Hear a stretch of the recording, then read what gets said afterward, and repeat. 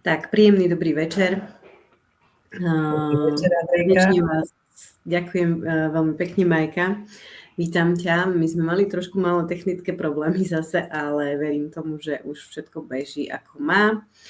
A vlastne toto je druhý pokus s Máriou Bartošovou, kde vám chceme pozdieľať jej príbeh, jej cestu, jej energiu, jej elán. A presne pred 3 mesiacmi, 9.12. nám to nevyšlo, tak verím tomu, že teraz pôjde všetko ako má, aj keď na začiatku nám to troška haprovalo, ale verím tomu, že sa vidíme, počujeme. Tak teda, Majka, vítaj ešte raz. Ja na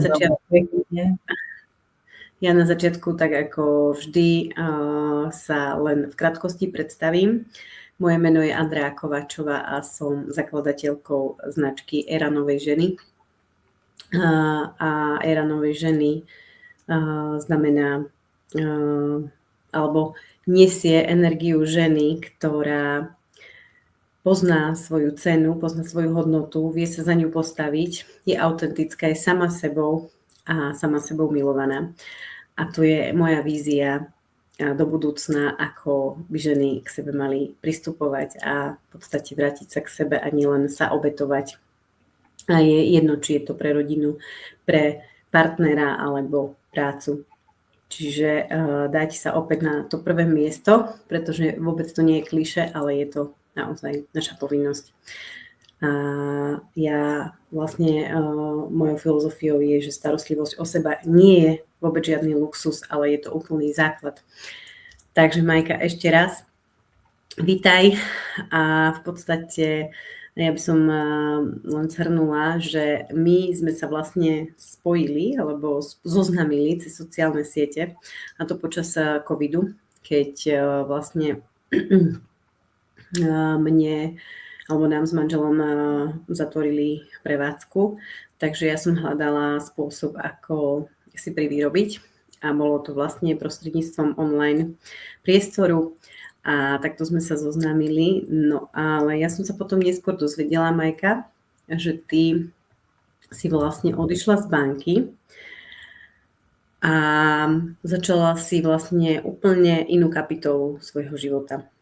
Tak povedz prosím našim divákom, diváčkam tú story, čo vlastne ťa k tomu priviedlo a čo sa v tvojom živote zmenilo, keď si vlastne spravila toto rozhodnutie a počúvala si svoje telo, svoje srdce, vlastne, ktoré už kričalo doslova, že stačí.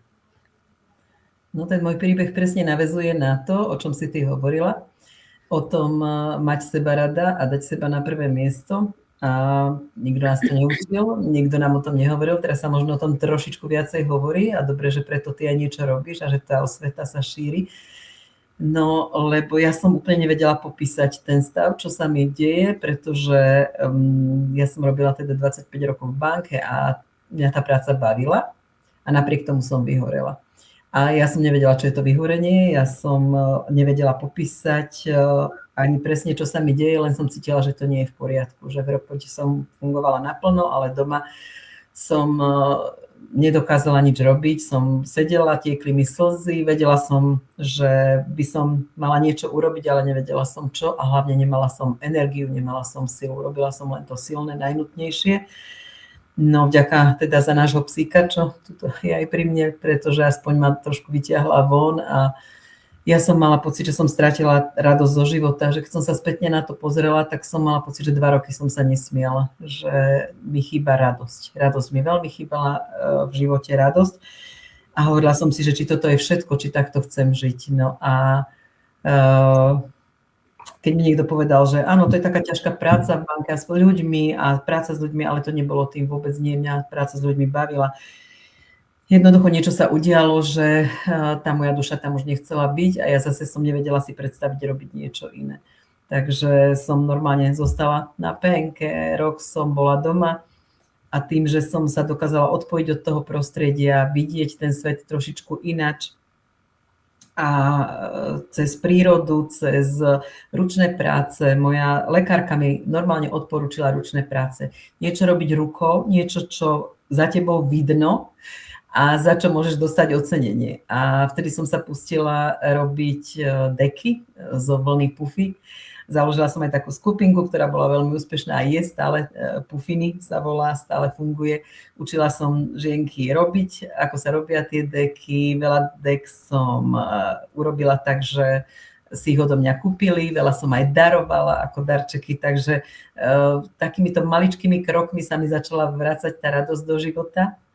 A na tej ceste som objavila aj to, čomu sa venujem teraz, teda Access Bars, pretože rozumiem tej vyhorenej žene, ktorá chce tú zmenu, ale nemá na ňu energiu, nevie, ako proste ten krok urobiť, ako vykročiť.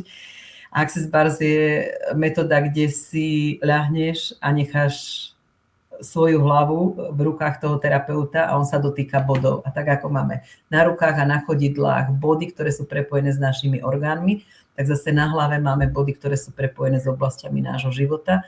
A tým správnym dotykom sa uvoľnia tie emócie, pocity a ten negatívny náboj, ktorý tam je a ukáže sa nám ten svet v trošku radostnejšom, krajšom svetle a mantra Accessu je všetko v živote, ku mne prichádza s ľahkosťou, radosťou a hojnosťou a myslím si, že naozaj to aj prinášam tým žienkám do života, pretože naozaj teda najčastejšie chodia ku mne tie ženy, ktoré sú dlhodobo pod tlakom, ktoré túžia byť znova pokojné a chcú tú zmenu. Tak ja sa snažím im k tomu prispieť. Takže v podstate áno, veď ja ťa poznám aj skrze vlastne Access Bars, pretože som si u teba urobila kurz a poznám veľmi dobré benefity tejto metódy. Čiže dá sa povedať, že tie barsy sú aj taká určitá prevencia aj proti vlastne vyhoreniu. Viem, že v dnešnej dobe je to naozaj veľká téma, pretože veľmi veľa ľudí ide tempo, ktoré nie je dlhodobo udržateľné. A práve tie barsy môžu byť jedným z nástrojov na zvládnutie vlastne aj tejto hektickej doby a oddialenie, respektíve nie oddialenie, ale zmeny smeru, povedzme, v tom živote. Vidieť tú zmenu vôbec, lebo vtedy, keď si v tom stave toho vyhorenia, tak sa ti máš zúžené to pole toho svojho výberu, toho, čo vidíš. Si v tom svojom a ono sa ti to otvorí. A páči sa mi, ako si povedala, že urobila som si u teba, lebo ja som to vlastne robila u teba a ty si to robila pod mojím vedením, takže to, ako sa nám to krásne naozaj prepája. A áno, teraz myslím si, že veľmi silne tá téma stresu. Ja sa teda viac venujem tým ženám a tomu vyhoretiu, ale veľmi, naozaj veľmi veľa detí a takých školopovinných už na základnej škole je pod stresom a myslím si, že to koronové obdobie k tomu veľmi prispelo, tá izolácia a chýba socializácia. A v tom čase som naozaj mávala často, hlavne slečny okolo 12, 13, 14, 15 rokov. A tam išlo už až o pokusy o samovraždu alebo o seba poškodzovanie, takže naozaj bolo to poznať a ešte sa to teda nesialo, už je to trošku jemnejšie. Naozaj tá téma stresu je v našej spoločnosti veľmi silná a je dobre sa tomu venovať a určite lepšie, tak ťažko lepšie. Hej. Každý si nájde svoju cestu, ale keď je tá možnosť bez chémie, bez liekov a robiť to takouto jemnúčkou cestou uvoľnenie. Preventívne.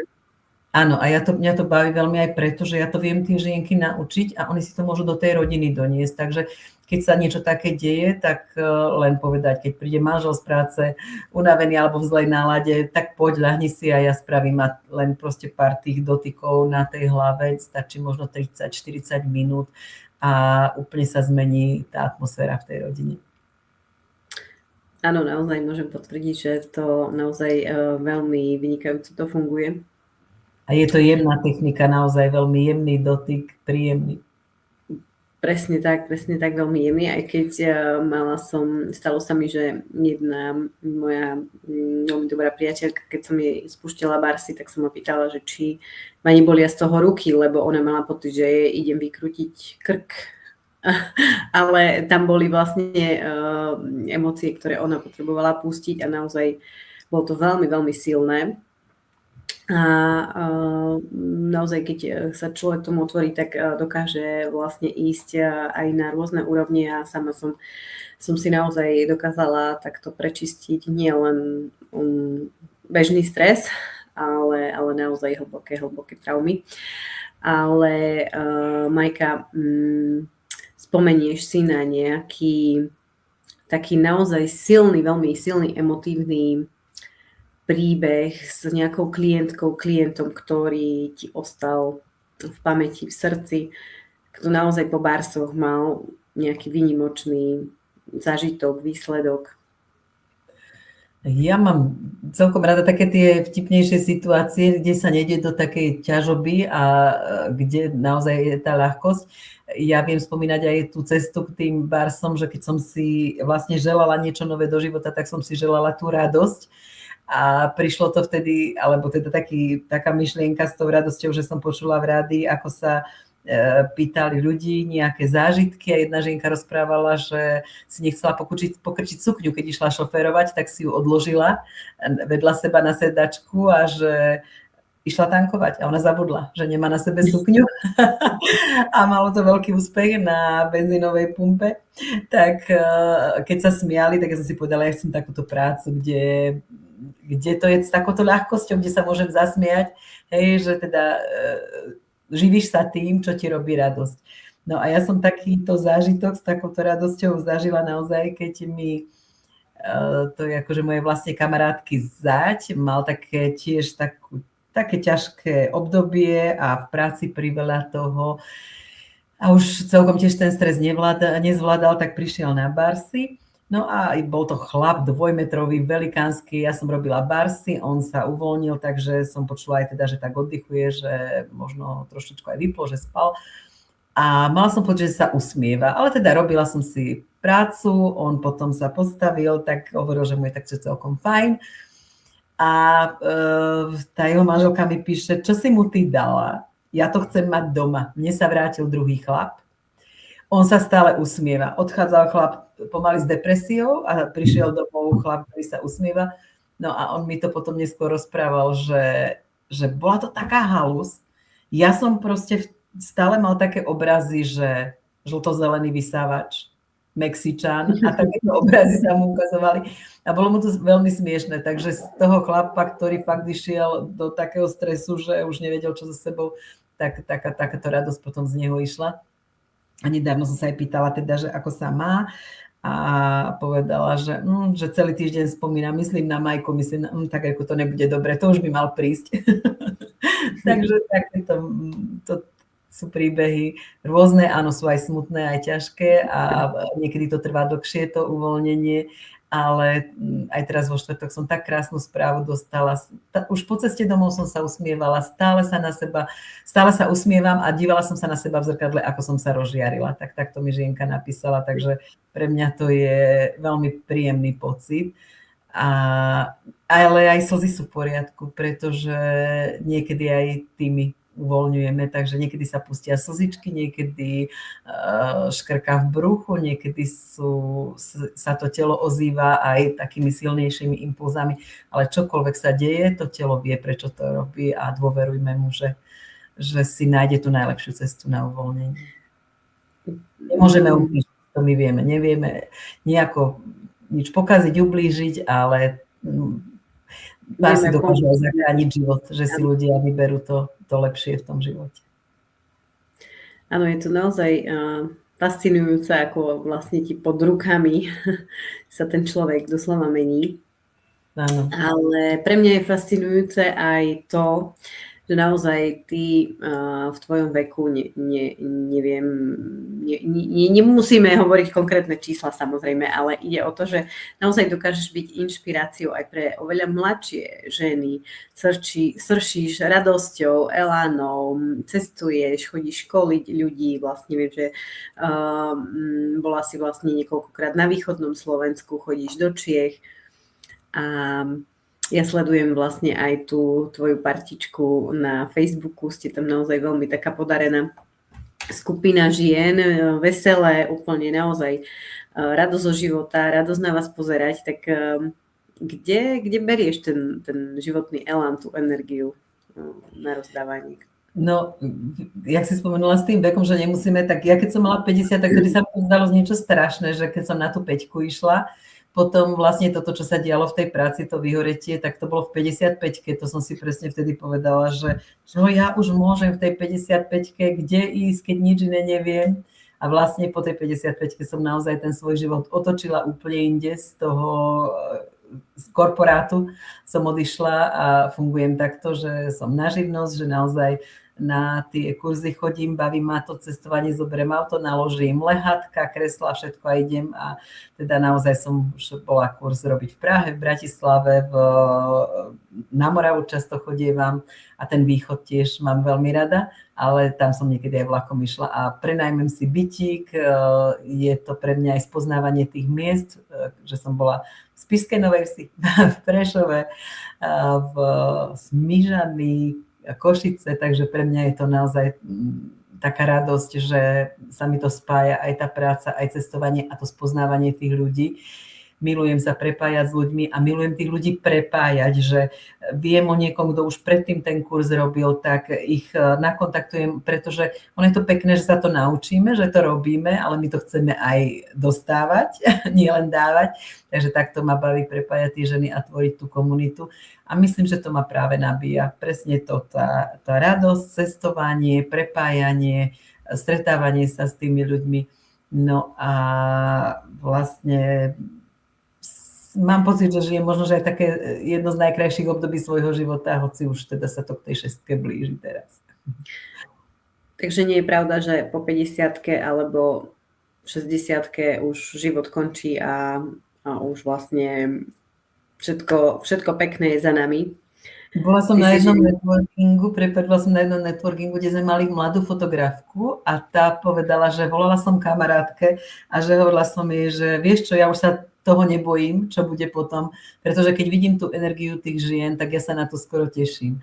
A ono je to presne to, že čo si človek nájde, čo si z toho zobere, pretože každé obdobie má aj to krásne, ale aj tie výzvy, pretože ja som milovala byť mamou malých detí a všetky tie starosti okolo, no ale keďže deti už sú samostatné, no tak zase to je tá výhoda, že máš oveľa viacej času, máš konečne čas na to svoje, len treba naozaj myslieť na to, čo naozaj chcem, pretože v tom období toho vyhoretia, keď si spomínam, tak ja som nič z toho, čo ma dovtedy tešilo. Možno, že to by bol aj taký prvý signál, kedy je dobre sa nad tým zamyslieť, že rada som čítala, rada som chodila na prechádzky, rada som pestovala kvety, čokoľvek a nerobím to. Prečo to nerobím? Nech tu nie som len pre tú prácu, ale aj pre tie svoje radosti. Takže to by mohol byť taký prvý signál, keď si človek všimne, že niečo nie je úplne v poriadku a nenechá to dojsť tak ďaleko ako ja, kedy už to naozaj bolo na lekára, takže možno, že aj ísť na tie barsy alebo si dopriať nejaké iné tie techniky. Ja o nich hovorím viacej v mojom klube Pohody. Je to facebooková skupina, klub Pohody, ale volá sa to aj Pokojná žena rovná sa spokojná rodina, lebo to je tak, keď nebudeme fungovať my, nebude fungovať nič, takže potrebujeme cez seba ten pokoj do tej našej rodiny doniesť. Presne to je vlastne aj tá moja filozofia, že preto tá žena potrebuje naplniť tú svoju nádobu, aby mala potom z čoho čerpať celá rodina. Takže je to naozaj nevyhnutné o seba sa starať. A Majka, naozaj je dôležité o tom hovoriť. Aj vlastne, ja som si teraz uvedomila, že to, čo si povedala, má určitú váhu a silu naozaj sa nad tým zamyslieť. Takže ak nás sledujú nejaké ženy, ktoré naozaj strácajú už možno nejaký zmysel alebo chuť a tú radosť, tak je najvyšší čas sa naozaj zastaviť a spomaliť, kým nepríde nejaká nepríjemná zastávka. Pretože takto v živote chodí, že najprv chodia len nejaké upozornenia a potom vlastne príde naozaj stopka, ktorá už je troška nepríjemnejšia, ale nechcela som vlastne úplne ísť až do hĺbky tejto témy. To možno môže byť predmetom ďalšej debaty. Ale mňa skôr zaujíma, že čo ďalej plánuješ do budúcna, aké máš ešte nejaké sny, vízie, ciele, čo ešte by si chcela zažiť? Moje obidvaja synovia žijú v zahraničí, čo mi na jednu stranu bolo aj dosť ľúto, pretože samozrejme by som rada mala synov a vnúkov už mojich dvoch bližšie, ale na druhú stranu sa takto dostanem na také miesta, o ktorých sa mi ani nesnívalo, takže syn a vnúkovia žijú v Kanade a urobila som si za nimi výlet. V máji sama som sa vybrala na takú cestu, boli sme tam predtým s manželom a potom som šla sama, takže som videla nádherné miesta, krásne, teraz zase oni prídu sem. A určite tiež spolu pocestujeme, pretože nebudeme sedieť túto doma len, ale niečo budeme vidieť, takže toto cestovanie to ma veľmi naplňa. Čo sa týka pracovne, tak napríklad teraz tento piatok, to je áno, piatok 13., taký zaujímavý dátum, budem robiť kurz Access Bars, teda tréning pre žienky, ktoré sa chcú naučiť tú metódu a mávam ženy, ktoré to chcú robiť v salónoch, či už kozmetičky alebo kaderničky, lebo ja stále hovorím, že to sú také psychoterapeutky, keď sa im tam tí ľudia vyrozprávajú, ale aj maserky, ktoré im je zase táto technika takou úľavou od tej ťažkej práce, ktorú robia, takže pri tejto je to zase taký iný druh, nie je to ten pohyb, ale zase majú tak relaxačne aj pre seba. Ale teraz budem mať taký kurz, kde to budem učiť žienky, ktoré to budú doma pre svojich manželov, pre detičky, pre blízkych, pre seba sa učiť túto techniku. No a nejako môžem povedať, že by som si robila nejaké silné veľké plány. Naozaj ten život berem tak viac s tou radosťou, ľahkosťou a v tej prítomnosti.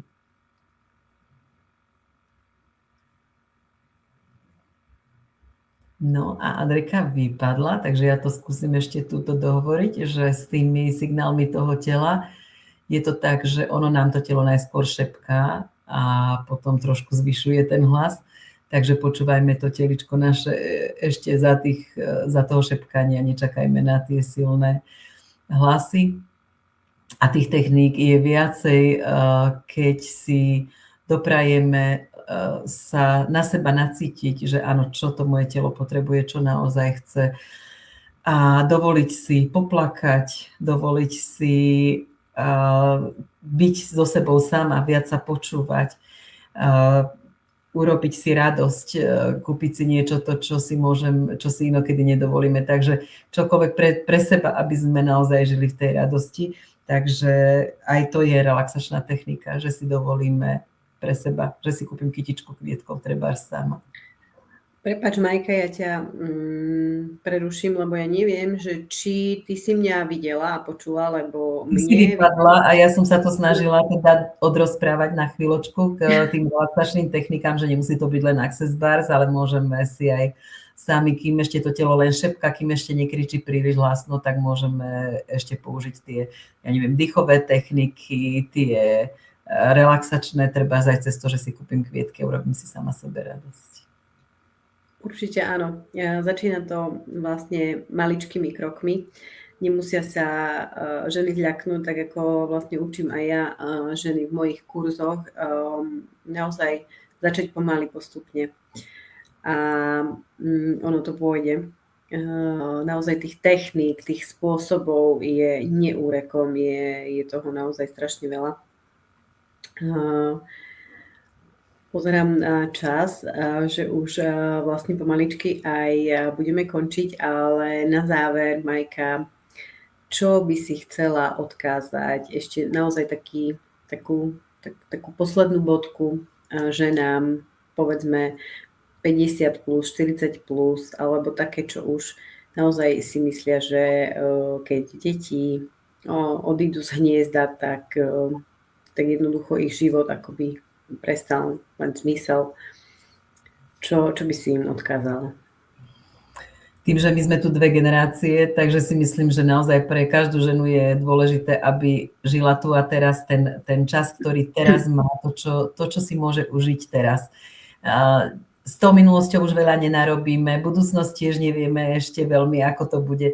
Žijeme to, čo môžeme teraz, najkrajšie, ako vieme, najlepšie si to užíme. Takže aj to nočné stávanie treba s detičkám. Niekedy nám to bude ľúto, tak ako v mojom veku, že už to nie je, takže to si užijeme najviacej, ako vieme. A verte tomu, že každé to naše obdobie má to pekné a záleží na nás, čo si z toho pekného vyberieme. A to moje posolstvo je presne to, že počúvajme teličko, kým šepká, myslíme na seba, na to, aby som ja bola tá pokojná žena, ktorá prináša ten pokoj do tej rodiny, lebo keď sa upokojí žena, upokojí sa aj jej život, jej svet. A keď chcete nakúknúť aj medzi zrelé žienky, tak v tom mojom klube pohody tam je pár takých techník na uvoľnenie. Sem tam tiež nejaký príspevok, taký inšpiratívny. Takže môžeme si takto aj navzájom poprepájať tie naše 2 generácie. Určite si myslím, že je to inšpirácia aj vlastne pre ženy v mojom veku, pretože pre mňa si naozaj majú veľkou inšpiráciou.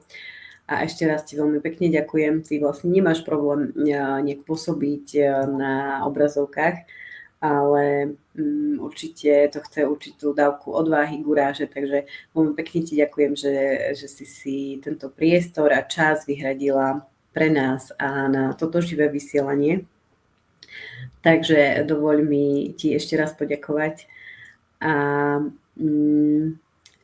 myslím si, že viac slov netreba, lebo si to naozaj zhrnula veľmi krásne a to posolstvo tam bolo povedané od srdca, takže verím tomu, že takýmto spôsobom sa to dostane aj k našim diváčkam vlastne cez tie srdiečka, že sa navzájom potrebujeme prepájať, pretože tá ženská sila, ženská energia je naozaj neskutočná a dokáže diviť, dokáže meniť svety.